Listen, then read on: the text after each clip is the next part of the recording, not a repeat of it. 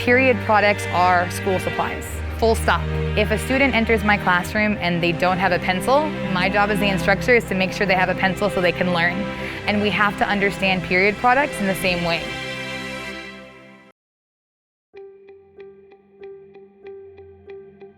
A period will start to occur during school day when a young person is not really anticipating and isn't expecting it.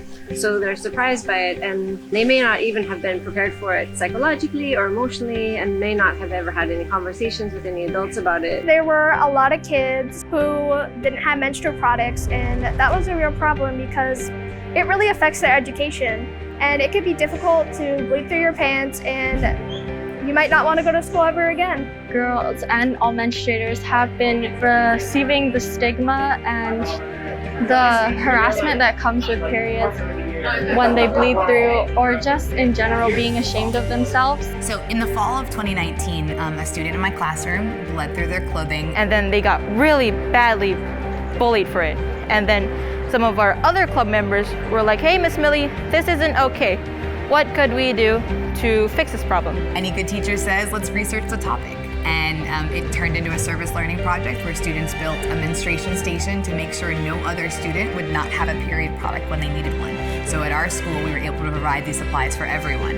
But then as kids kind of asked, what's it gonna happen at a school that doesn't have a menstruation station? Like, what are those kids gonna do? And as a teacher, I was like, well, that's a good question. Let's do some research. The students found out there was a bill in New Hampshire to provide period products at all public schools. So the kids asked me, like, Miss, can we do a bill? And I kind of said yes and figured we'd figure it out later. So in the fall of 2019, I had met with a legislator named Amy Peruso. She's a former teacher turned legislator.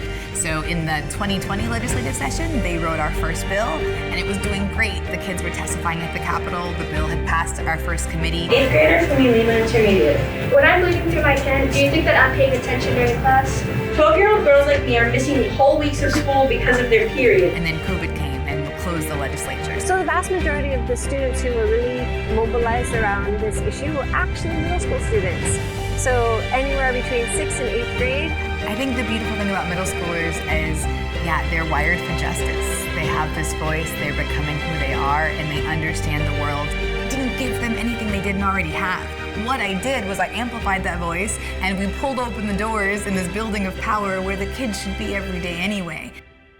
And then third bill came around, and this is the bill we have right now, and it passed. After 3 years of work, this year's bill, Senate Bill 2821, has passed the legislature. It's soon to be signed into law with a $2 million budget to provide period products at all Hawaii public schools. Essentially now, period products will be available for any child that's menstruating, any young person that's menstruating, at every public school whenever they need it. From a safe adult on campus, they won't need to go to the nurse to get it, but it will just be something that's considered an ordinary school supply. I mean, there were so many people who were so ashamed of their period, so afraid to talk about it, but now that we've got the funding and now that we've got the products out there and they're going to be here soon in Hawaii schools, I'm so sure that everyone is going to be more open to talking about it. And it really does open the door to a future where students are active and they have agency. We want good, involved citizens. We want people who step up. I've had several parents tell me, Mili, I didn't know my kid could talk like this. Like, this is amazing.